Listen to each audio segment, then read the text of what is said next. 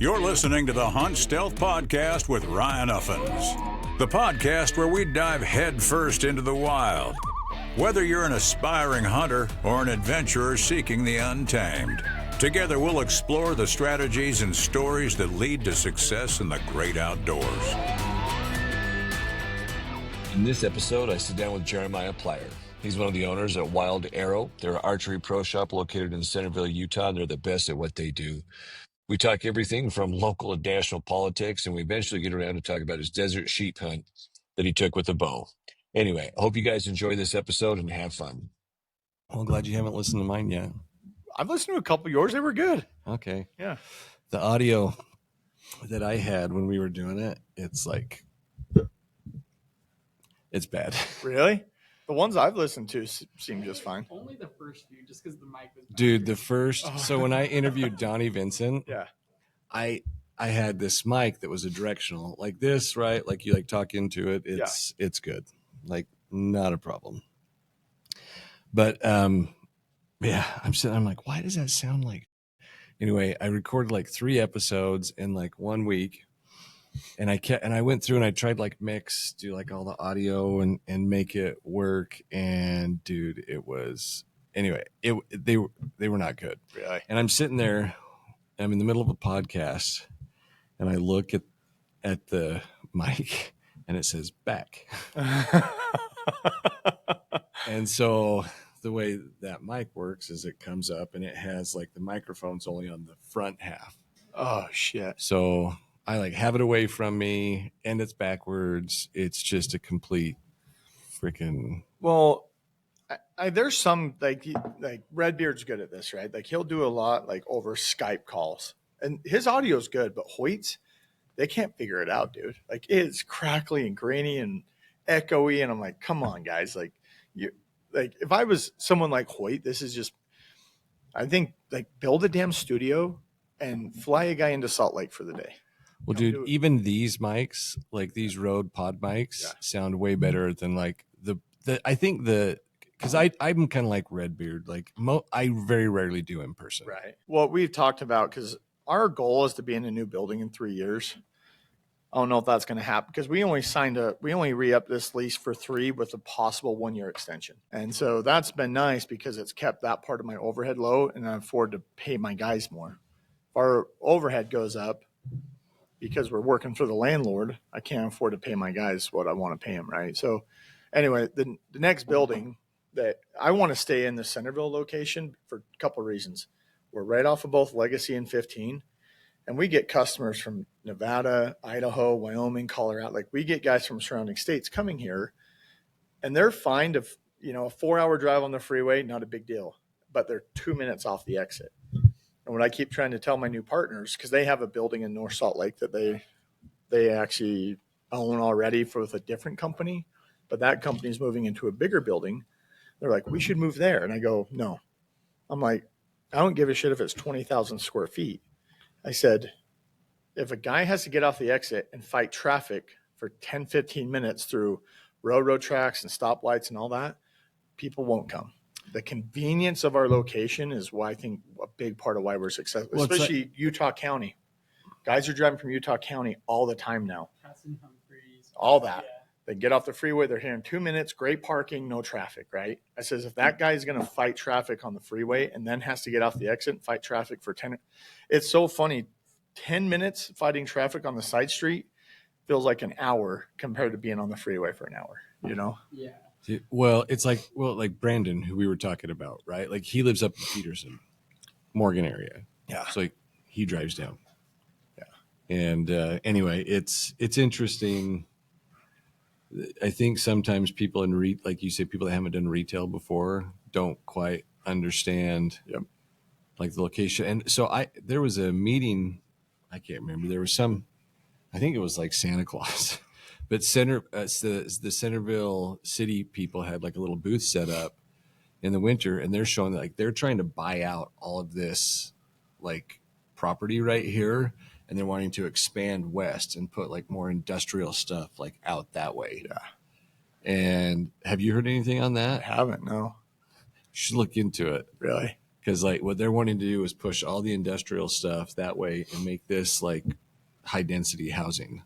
Oh, no kidding. Buy all of it. Like I don't know where it landed. I haven't really been following it that closely, but that was something that I remember seeing. Like, how are they going to go in and they're just like, are they going to institute like eminent domain? Like, hey, either you sell it to us or we're just going to take it. Probably could. Like my wife works for a title company and she does a lot of UDOT stuff. She deals with that all the time. Like, hey, we're widening the road. Like, and matter of fact, there was a house up on 89 now where they actually had to change the route of 89 because that person wouldn't sell. And so, yeah, UDOT went in and built that giant retaining wall, and it's like 5 feet from their back door now because they refused to sell to UDOT. Anyway, it was interesting. When we first moved here in 09, they did not want retail over here on this side of the freeway. We had to fight tooth and nail with the city. And we said, well, we're service based. Like, yeah, we sell stuff, but we service but they wanted all the retail to be on that side of the freeway. They wanted all this industrial over here. And so, yeah, we had to fight tooth and nail for them the only reason we were able to do it is because the guy that owns this, remember Guitar City back in the day? Oh yeah. That's his parents owned it. Now he owns it. His name's Kip. And that's how this building's kind of like grandfathered in on that side of the stuff. So, okay. But yeah, we had a fight. Like our big, tall 50-foot sign, that's grandfathered in. No one else can have a sign on this side of the freeway. But yeah, it's interesting if they want to build high density housing over here. And it seems like the other thing too that's interesting are the taxes on this side went up 100% last year. Yeah. That's probably where they started. Yep. They're going to try and tax people out of here. Exactly. Yep. Oh, dude. Anyway, local government at work for you, right? There are servants. Yeah. Yep. Sons of vote bitches. them in, and then they get you out, right? So, well, dude, that's the thing is like Mike Lee's been pretty popular here in the state until he wasn't. yep. And I was listening to him going like Glenn Beck and all these other programs, and he's like, "Oh, it's just the liberals." And I'm like, "Bro, No. it is not. It is like it is your people." And that's the thing that pissed me off the most is you've got these guys going on air and like Glenn Beck, who's not a hunter, doesn't understand it. He's going like, "Oh, there's all these fake accounts on there." And I'm going, yeah, no, dude, when you have like Cam Haines and Joe Rogan and, Randy Newberg and these guys out, like those guys are like on the Trump train. Yeah. But then you get people that are like, well, that's what you voted for. And it's like, bullshit. No, that's not what we voted for. Just because you vote for somebody because the majority of their policies and principles align with what you want to have happen. Yep. It's not the same thing. It's not the same thing when they come and they're like, oh, we're just going to take a little bit of this land. Yeah. And the thing that I think that people forget about too is like we were talking taxes earlier, right? And this country had the Boston Tea Party. Yeah. Over what? Over 2%. Yeah, something small, right? 2%. Yeah. And now it's like the average American is paying like 30% taxes. That's before they pay their gas tax. Yeah. That's before they pay sales tax for buying their groceries. That's before they pay property taxes. It's like, dude, we've been taxed to oblivion. And like you said, like, I'm ready for a revolt. Yeah. I'm right ready there for with another you. damn tea party. Yeah. It's so funny because like people use the terminology all the time, line in the sand. And I hate that. It is like, because I keep telling guys, the line in the sand keeps moving, right? Like, look at how far we've come as far as our taxes or anything in our world. You know, our forefathers that started this country would be looking at us going, what the hell has happened to you guys? Like, this is not what we started as our republic. And look where we're at now. And so, you know, the other thing that pisses me off with our government more than anything is the lack of transparency, right? Like we elected them there to be for us, and we can't get transparency on it. Then this whole thing with, you know, Trump's base now is pissed off over the whole Epstein files. I'm pissed off too. Yeah. Like you ran on basically saying we're going to release the files. You had a son. Everyone's out there, Dan Bongino, all these guys, and now they're in the position of power that we wanted. And it's a hoax. Like, come on, guys. I've got a buddy who his name's Andrew from New York, super liberal. He texts me and he's like, "What's your take on the Epstein files?" Like, he's like, "I know you're a Trump guy," and I'm like, "Yeah, I'm a Trump guy," and I'm like, "I'm pissed. Yeah, I'm pissed," and because everyone, Kash Patel, everyone led us to believe that there were freaking files, and now they're like, "Oh, yep, nope, they didn't exist. It was a hoax," and it pisses me off. And he's like, "Well, what about other like Trump supporters? What about the other like MAGA people?" And I'm like, I don't know of anyone that's given Trump a pass on this. No. Because that was a big deal. And now it looks like he was probably involved. Yeah. I mean, my hell, dude, back in like the 80s and 90s, the dude, was it like Miss America, not Miss America, but Miss Universe. Yeah. He owned that, I mean, and then one of my wife's best friends, like she was Miss Utah in that pageant, and there was an incident. She was in the news back and whatever, and I gave him a pass on it because it's like, Playboy billionaire, right? Yeah. You own like a pageant, you kind of take some liberties, and not to mention, like, you're in New York, like the dude, I mean, you're a womanizer. Yeah. I mean, there's a reason he's on so many different wives. Yeah. He's been married multiple times, but it's just, I don't know. It's crazy to. What I learned from that, though, is I don't trust anybody in government now. I don't care who it is. Like, I don't care if you're left wing, right. I look at it and I go, this system is so corrupt. It doesn't matter who you vote for. You're getting the same damn outcome, right? Well, they get in there, and here's the thing that I think happens is they get the power, and that power, it gets tough to freaking it gets tough to let go of that power. I mean, they get in there, they get corrupted. It's like, do you remember that kid? He was in the wheelchair.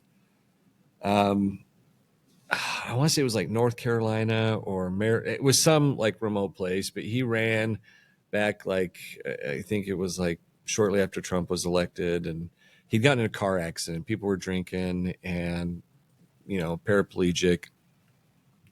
He got in and like freaking went off his rocker. Really? Oh, started doing like drugs, like these, like, I don't even know all. I mean, it got bad. He ended up I think he ended up resigning even. Really? And he was like, "I'm going to fight this corruption." It's like, you get in there, dude. And that's the thing, is it's like everyone jokes about the advice from Peter Parker's grandpa. Yeah. With great power comes great responsibility. And you look back, like even at like George Washington, the fact that he gave it up, dude, we could have been a monarchy here. For like, sure. Easy. Yeah. But he was like, "Dude, I just want to farm." Yeah. Like, I just want to farm. Like, I've been through some shit. Like, I've seen some things. Like, we're headed the right direction. Let me go back to work. But all these guys, I mean, it's like Biden, 46, 40. Pelosi. Pelosi. Yeah. I mean, they can't let it go, dude. It's a drug. Yeah. It's a drug to them. I think Bonkers. it's just human weakness, man. That's what it boils down to. It's like you could go in there with the best intentions and get, leading up to it, you're talking all this and everyone's on, and then you get into power. And, I'll never forget this too, because, I'm kind of a conspiracy guy. 9/11, right? Like, I'm convinced that there is so much corruption, like Building 7 that collapsed, all this stuff. Trump said this before when he was running in 2016. He goes, "If I get elected, I'm going to tell you the truth behind 9/11. He said that in debate. Guess what? Crickets after that. And then you look back at like everything that they've hid from us in this country, as far as like, the JFK files, MLK files, all this stuff. And you're waiting 50, 60 years for it to come out and tell the public. Like, I want transparency more than anything. Like, give me the hard facts of really what happened, and they just won't do it. And it really, we're pretty resilient people, but they think like they can't handle it. They can't. I mean, so dude, okay, conspiracy theories, right? Yeah.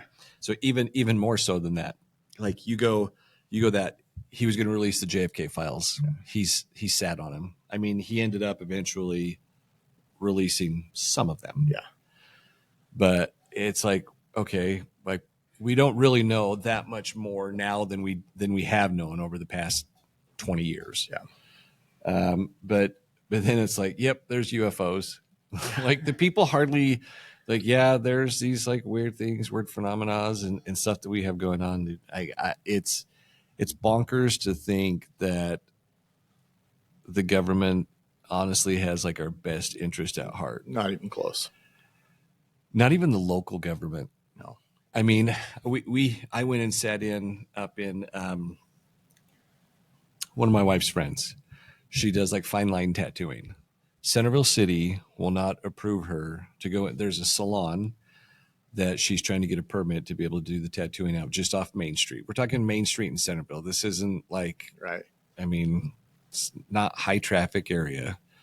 Main Street in Centerville is pretty. I mean, you've got the city building, you've got Maverick, and you've got some dentist's office. Right. And what's the other place? The food. We have Taco Time. Cutlers. Yeah. Taco Time. Yeah. Cutlers. But anyway, the city is going like, well, we don't want it to be where kids are walking by because we don't want them to, potentially. You think the kids give a freaking shit about like a salon going like, I wonder if someone's going in there to get a tattoo, but we went in and sat. Dude, they've been drawing it out. And I normally am not a fan of what's like the one AACP, whatever. I don't know. Whatever it is, civil rights division. Like they're sitting there like helping, like making the case. And I'm going like, damn, like I agree with these guys. And the girl's in there, who's the attorney. She's like, I don't get tattoos. I don't have a dog in the fight, but it's a violation of the First Amendment right because you're not allowing people to be able to go in and get tattoos that want them. But they're like, I know that it's just because the city's not allowing it because they are holier than thou. And they think that they don't want to let little kids walking by from school potentially. I don't even like, I can't even understand the rationale behind that. It's like, dude, have you looked at what Walmart brings in? Brings in a shit ton of money. Yep.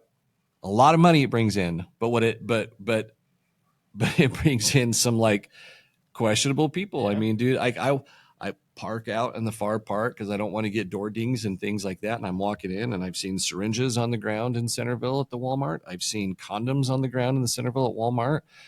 You don't think kids leave school and go to Walmart to get a drink or some food or some snacks? Yeah. It's like, come on, man. Like quit, just like stop with it. Yeah.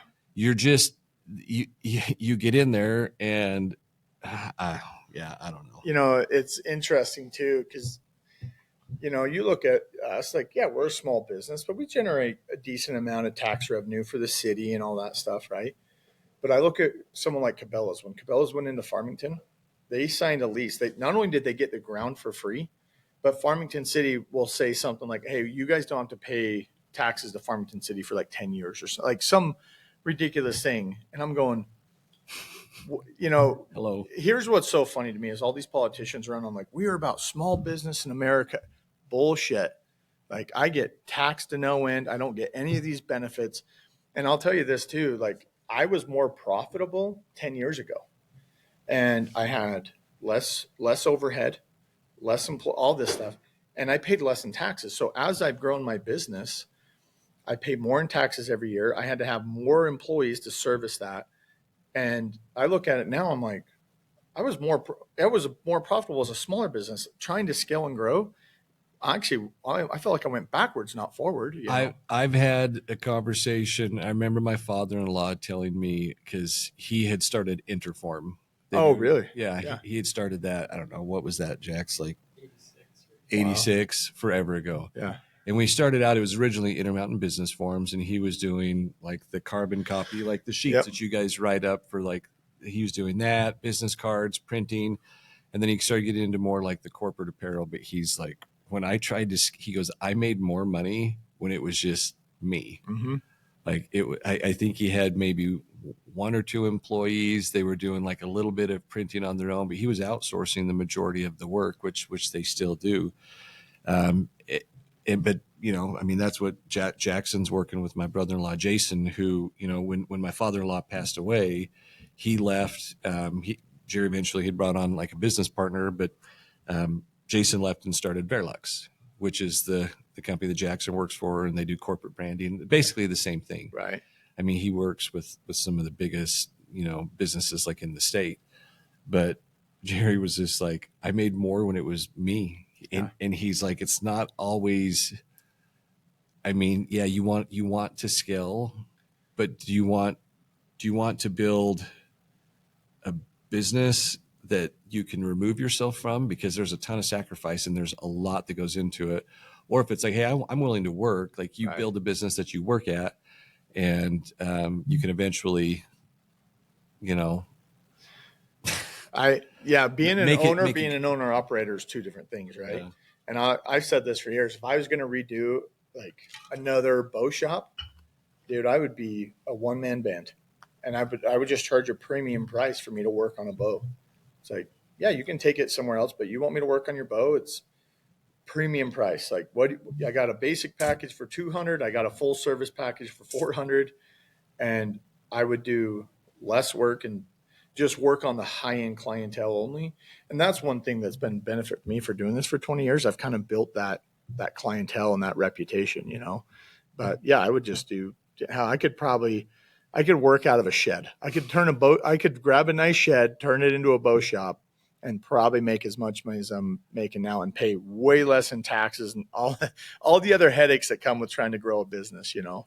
So yeah, a shed would give you maybe a little bit more space than what you guys are cramped in back there trying to get it all done. Man, you guys are on top of each other back there. Yeah, but you guys are really, really good. Like, that's the one thing that I've always told everybody, like on the podcast, like I would put you guys up against any bow shop in the country.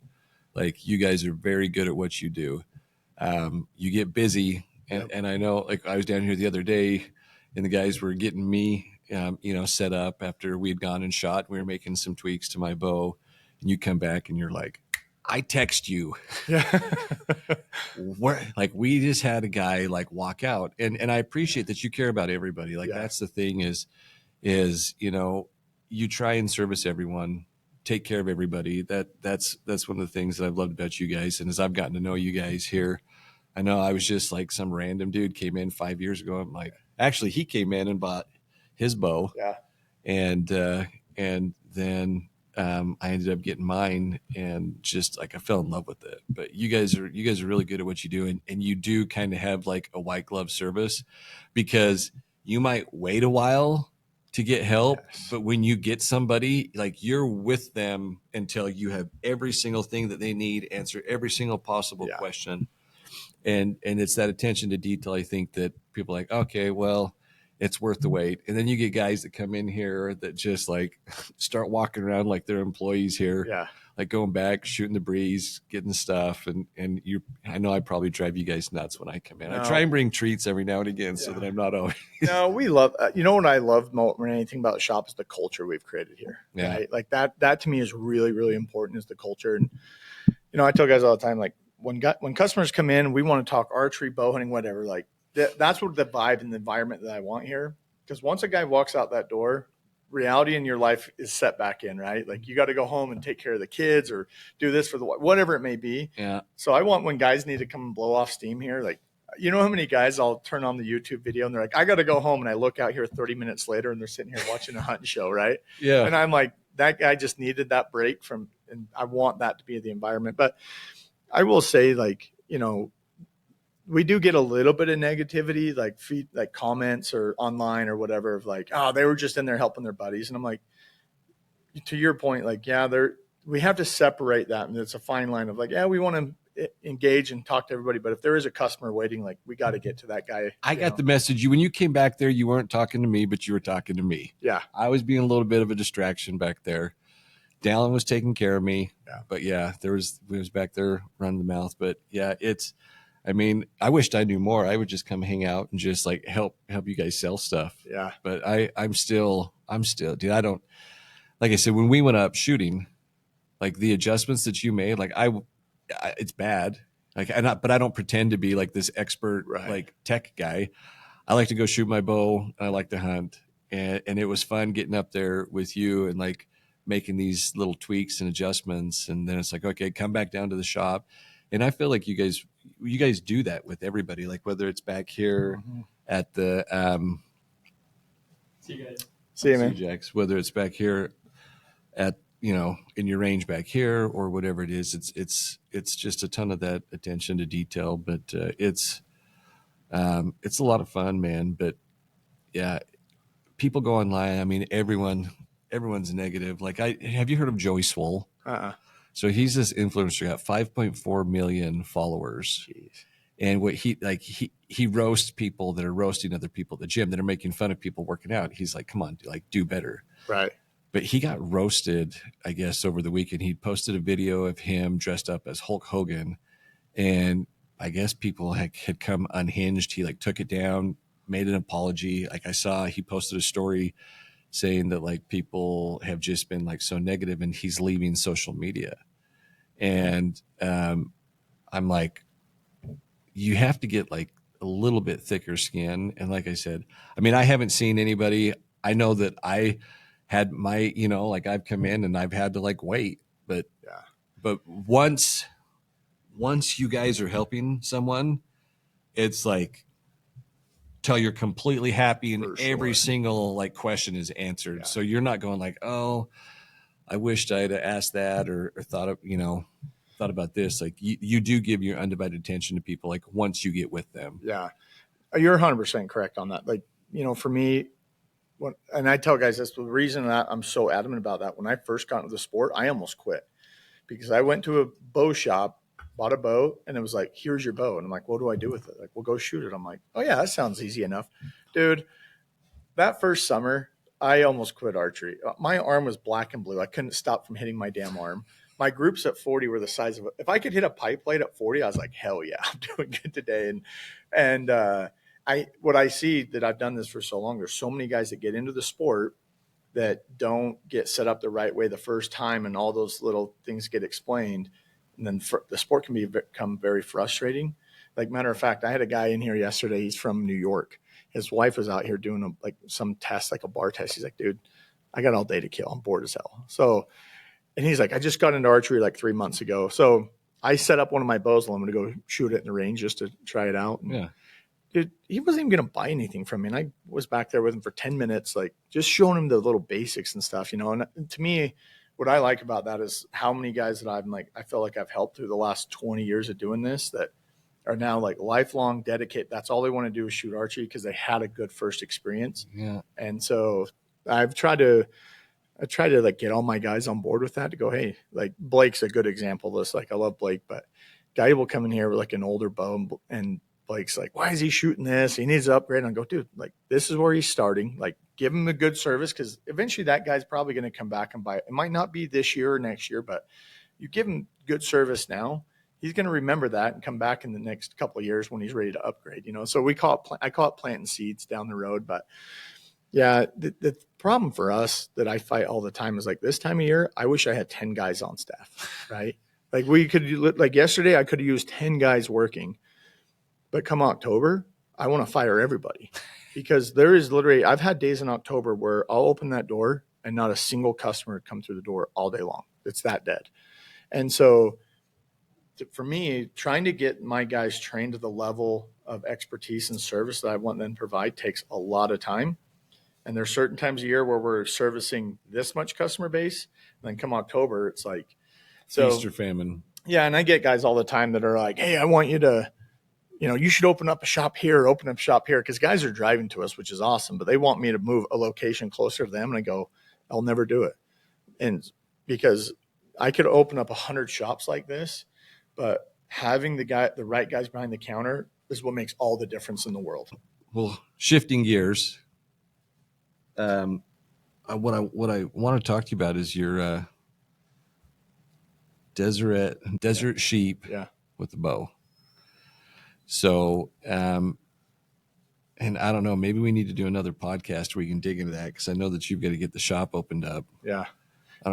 You tell me. It's up to you, man. Like we were talking about, just the service and that. And I think that's where we had kind of finished off before somebody started banging on the door. Yeah. to come in here. But as far as the shop goes, I mean, I think you guys do a really good job, but I'll go back and do a little introduction. But again, I'm here with Jeremiah Plyer, who's the shop owner down here at Wilde Arrow. And you've gotten a little bit of everything, from politics to taxes to all that other stuff. Yeah. And I'll just go back. Let me just share my experience that I've had with you. So 5 years ago is when I started, when I got my first bow. It's down there. And I'm still shooting the same bow. I'm sure Blake's probably going crazy right now. Yeah. You guys tease me that I fanboy because I think I got it was the Bantam 33. It was the Keep Hammering edition. Yeah, the Cameron Haynes one. So yeah. you guys bust my balls on that. But that attention to detail, like I came in and you were the one that helped me. You went through, helped me, figure out my draw length. I think that was probably the only thing you guys had in stock at the time because it was like right around, I think it was just before COVID. Oh, really? We had 5 years ago. Yeah. So yeah, I think it was the summer of COVID. It was just things had just started opening back up. But anyway, got the bow, got into it, just like falling in love, come down here, gotten to know the guys and got to know you. And I think you guys are just doing like a great job. But you had talked about when you first started bow hunting, going out, hitting that massive plate. Now at 50 yards, you're hitting like this 3-inch pin. Yeah. As I'm watching you guys like say, I'm like, he's pretty good at what he does. He's a good shot. But when did you fall in love with bow hunting? Yeah, there was something always intriguing to me when I was younger. Like I grew up rifle hunting, but there was something about archery that I was like, I have to try that. And I remember my grandmother back in the day was shooting archery and, she had the old PSE with the overdraw and I was just a little guy. And I remember watching her in her backyard practice and she loved to hunt elk. That was her favorite. And there was just something always intriguing to me. So, when I think I was in 10th grade and I got a summer job that year and I was working hard. I saved up as much money as I could. And, back then I think I saved like $600-700, which, for a young kid getting in the sport, that was a lot of money to me. And I'm like, I just want to try this and went and bought a bow. And man, I was on the struggle bus for a couple of years, man. Like, and I told guys this for years. One thing that I've realized with doing this, there's a big difference from an archery shop to an archery pro shop. And when you're a new customer, like for someone like you, it's hard to know the difference. Right. And so, but yeah, I still don't know the difference. Yeah. So personally, yeah, but I just got into it. But went and bought an elk tag. Cause here in Utah, you can buy this over the counter archery elk tag. And I really wasn't a good shot back then. One, I didn't have the best piece of equipment, but two, I had no mentor. No one showed me. I was kind of learning on my own for the longest time. But I will never forget the first big game animal I ever shot at. Didn't even hit it, but it was a cow elk. And I'm going down this ridge and, trying to learn how to be a bow hunter. It's a different skill set than rifle hunting. It's just different. And this cow steps out at probably 30 yards. And back then I had this old metal 2-prong rest that your arrow had to sit on. It was spring loaded. And I tried drawing back on this cow probably 4 or 5 times. The arrow kept falling off. So I finally get to full draw and I was so amped up. I had so much adrenaline. I didn't even look through my peep. I remember just pointing my bow and pulling the trigger, and I watched that arrow go 3 feet over this cow's back. Not even close. Oh, it's like my first shot when we went up there. Yeah, I was switching arrows. Yeah, and I knew I'd missed by a mile, and I literally had to sit on the ground because I was shaking so bad. Like just the whole mind. I knew right then and there. I'm like, this is all I want to do. Like this was the cool. I know I didn't get the elk, and it was one of the funnest experiences I ever had in my life. And after that, I started to kind of do more research on my own, kind of learn some stuff. Luckily, I tell this story all the time in the shop, but there's an outdoor range up in Manaway, and Brigham Bowman run it. And I was up there shooting one day, and this old timer's watching me shoot, and he literally turns to me and goes, "Come here, dummy. Let me show you what you're doing wrong." And so that guy literally spent like 15 minutes with me, just like showing me how to hold the bow better, just like some basics. Right. And I give a lot of credit to that guy of helping me to keep me in the sport. Cause I was getting so frustrated with, I was wearing out arm guards. My arm was black and blue. And it was just, and I was out missing animals. That was even more frustrating. And so ever since that experience with him, I'm like, man, like that's what I want to do. Like I want to help guys. And I kind of just fell into being in the pro shop, to be honest with you. So right out of high school, I moved down to Orem. And back then there was a shop named Jake's Archery. And it was back then Jake's was like a really big shop. They were one of the only distributors for Easton Arrows to Europe. So they like big shop, distributor, everything. And I learned a lot from those guys like Justin Bliss, Drew Hortman, those guys that work there. I learned a lot because their whole family had been in archery their whole lives, basically, right? And so I worked there for probably about a year, and then kind of a long story how I ended up at Wilde Arrow. But yeah, it's just one of those things where just one opportunity led to the next. And I always joke around and you tell everybody, I ended up working in a bow shop because a lot of poor life decisions, but it worked out pretty dang good. So, but yeah, that's kind of my little backstory on archery, and just been, doing it I think I came to Wilde Arrow the fall of 2006. So it's almost been 20 years at Wilde Arrow.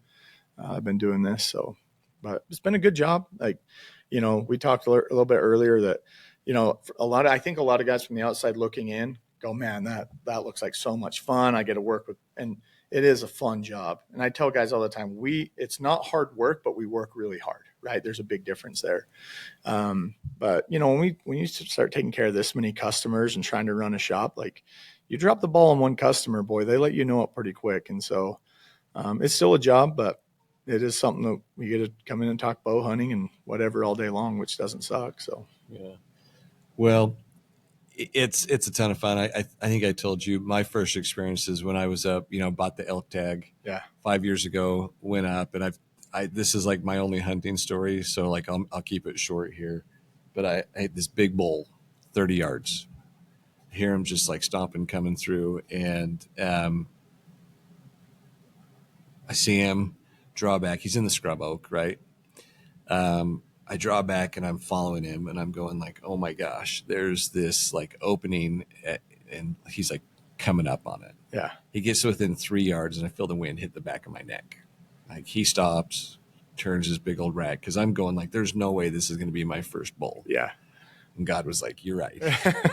This is not going to be your first bull. Give you a little teaser. But yeah, it's like I'm drawn back 3 feet from this opening. He was going to come into it broadside. And anyway, never even let the arrow fly. Like he bolted. It was the last day of the archery hunt. And I'm pretty sure I ended up going to a concert like later that night. We chased him all day long. We went to a concert later that night and saw a buddy. And he's like, dude, check out this bull that my niece just shot. And I'm like, where was that? And they're like, oh, just up here in Bountiful. And I'm like, pretty sure that was the bull. Really? Dang. Yeah, because it was like the youth like rifle. Oh yeah. Was like, I think it's like the same day as the last day of the archery hunt, or at least at the time. Yeah, there's some overlap there for sure. But anyway, yeah, it wasn't my bull, but I've been hooked. I've yet to find another one since, because it's tough, but you got to get out there and put in the work. But so you talked about being at the shop here for almost 20 years. You had been putting in for the Desert Bighorn sheep for 15 years? 13. 13? Yeah. So, yeah, it's kind of interesting how the point system works here in Utah. Is you get to buy 1 point a year, right? But with once in a lifetime species, you have to pick one of them. So, you have bison, mountain goat, desert sheep, Rocky Mountain, what's the other? Moose. So there's 5 once in a lifetime species in Utah, but as a resident, you can only put in for one every year. And so when I was younger, my dad was putting me in, and I've learned he's not very good at that. I actually do it for my dad now, but I was building moose points back then because moose was the cool thing to go hunt. In our family, we never talked about sheep or goats or any of that. It was moose. And so when I got old enough, I started looking at the draw odds, and I'm like, there's over 30,000 people a year that put in for moose tags, and there's not a lot of moose tags. So I sat down on the computer one day and I started doing some math, and I looked at it and I go, for me to draw a moose tag in my lifetime, mathematically, I'll probably be about 150 years old. Like that's just with point creep and all that mess. So I switched to desert sheep years ago. And the main reason is there was the least amount of guys actually putting in for sheep back then. Like I think back then when I looked, if I can remember, it was like 9,000 people putting in for desert sheep compared to over 30,000 for moose. So I kind of looked at it and go, man, it's probably the best odds in my lifetime to really draw a once in a lifetime tag. And, so, I've been for years, I was literally just buying points because I didn't know anything about sheep, never been on a sheep hunt, like talked to some guys here and there. And so 2 years ago, this was the spring of 23, I'm at the back computer putting in, and Mark walks by, and he had like perfect timing. He's seen that I'd selected to buy a point for sheep. He's like, what are you doing? I says, well, I'm just buying a point. He's like, put in. And I didn't know I'm like, I don't know units, nothing. I hadn't done research because even with sheep tags, like most guys to draw a sheep tag are 20 plus years for most guys. And so I was looking at my points going, man, you can get lucky every now and then, but I wasn't even planning on it. You get your random guy that has like 3 points. And it happens every year. I'll talk to customers every year that draw some of the best tags in the state with 1, 2, 3 points. That happens every year. So when I put in for that tag, I went to, I selected desert sheep, and it had archery. I just seen archery. So I seen, it said Dirty Devil, and selected, put in. I did not even think about it until I got my email result. And I was back in the office, and I opened that email, and I jumped up, and I was hollering. I was excited. Well, all the boys, they didn't know what was going on. So they all come rushing in the door, thinking what's going on. And I think I gave Mark a hug. I think I shook him like a baby. I was pretty stoked on it. Shed a tear? No, I didn't cry, but I was, I was excited. And then after I realized I'd drawn the tag, I'm like, where the hell's the Dirty Devil? Like, I didn't even know where the unit was. And so, luckily, with being in the industry for so long, Mark, that works here, Mark McEwen, he, that kid was a stud. We started making the right phone calls to the right people. And man, you want to just talk about a snowball effect as far as like things coming together big time. And there were so many guys that were willing to help out. That's one cool thing I will say with like the hunting community, especially like tags like this. People know it's a once in a lifetime. Like so many guys were willing to give me spots or pins or areas to go glass. And so, and the process started, dude. We did some scouting trips, which the first couple ones were rough. We didn't even see a sheep. And the country was intimidating. Were you thinking like, what am I doing? Oh, 100, especially that type of terrain. I tell guys like it is the first time that me and Mark drove out, we're driving across, it seems like sand, flat mesa. And then you get to these cliffs that are 1,500 feet to the bottom. And then I'm like, I'm supposed to bow hunt this? Like it was the most intimidating thing I'd ever felt. No cover, cliffs. Just giant canyons. It's hard to describe until a guy goes into the unit and sees it. But I tell guys, like, if you've been to Lake Powell, that's basically the type of terrain that you're hunting. And so, but, just some scouting trips, a lot of luck working with the right guys. And we get down there on the hunt. And first morning, I spot a bound of sheep. And I'm like, oh my, I was really thinking going down there. I told myself a goal for me, honestly, was to be able to do 4 stalks that entire hunt.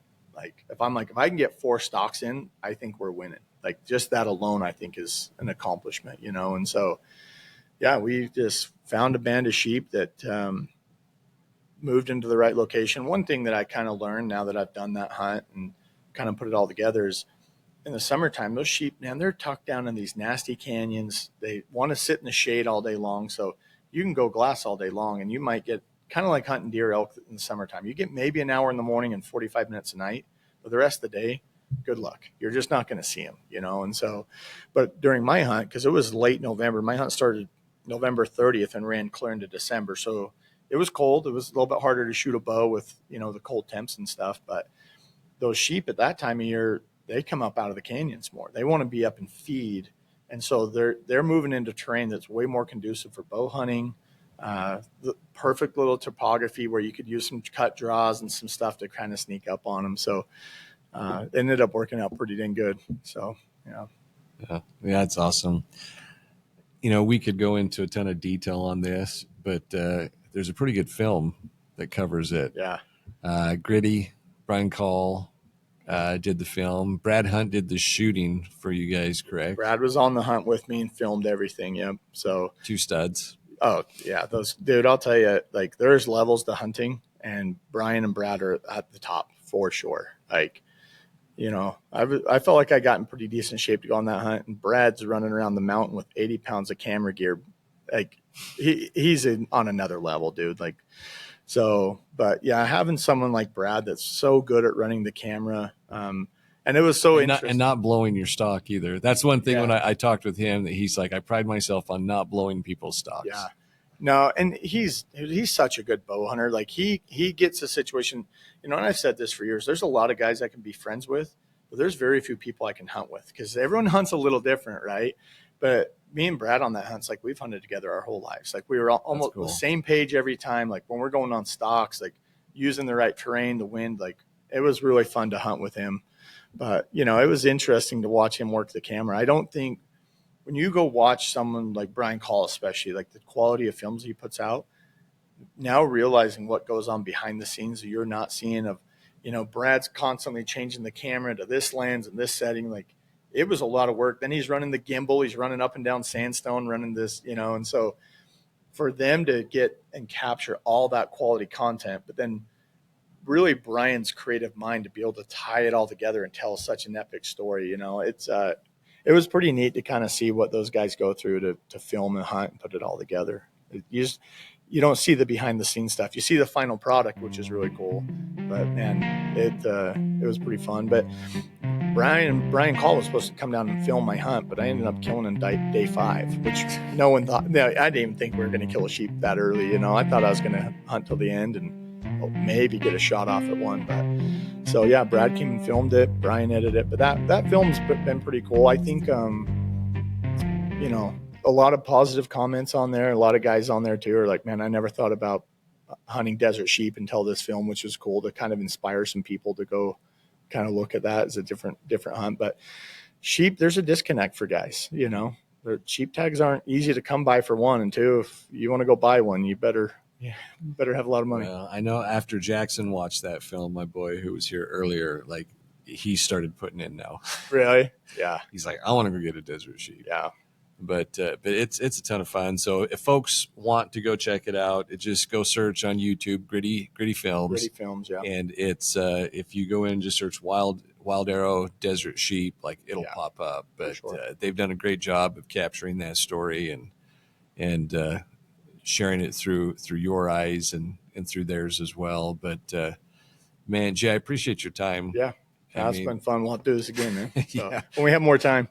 We do this. I know hunting season's upon us. We got like 2 weeks left before everybody's out. So you got to get back to it. But folks, I've said this like a million times, like come on down to Wilde Arrow, talk to Jay and the crew. They will get you set up. If you've wanted to get started in bow hunting, start at Archery Pro Shop. Correct. Yeah. And you may have to wait a little bit. Wednesdays are a little bit better day, a little bit less busy. We'll tell everybody Wednesdays, but then that turns out to be the busiest day. You know, or as we said, if you want to get started, you've missed your tags at this point, come in October. Oh, October is the best time. Yep. I actually tell guys, honestly, October, November is really the best time to come buy a bow. We're really slow at the shop. And that time, not only do we have some last year's models that usually go on sale, you can save a little bit of money, but a lot of the new 2026 stuff will be out. So yeah, if guys are thinking about getting into the sport, they haven't done it this year, October, November, best time, because you can come in. We have plenty of time to spend with guys. They can look and compare last year's to the new models, and then that gives you a full year of getting prepared and ready to go for next season. So that's a great time of year to do it. Perfect. So, yeah. Jay, appreciate it, brother. You bet. Okay. Thanks, man. All right, guys. So I hope you guys enjoyed the podcast. As always, please make sure and hit subscribe, whether you're watching on YouTube, Apple, Spotify, wherever you listen to your podcast. Hit that subscribe or follow button. We appreciate your support. And again, you're listening to the Hunt Stealth podcast, the fastest growing hunting podcast in the nation.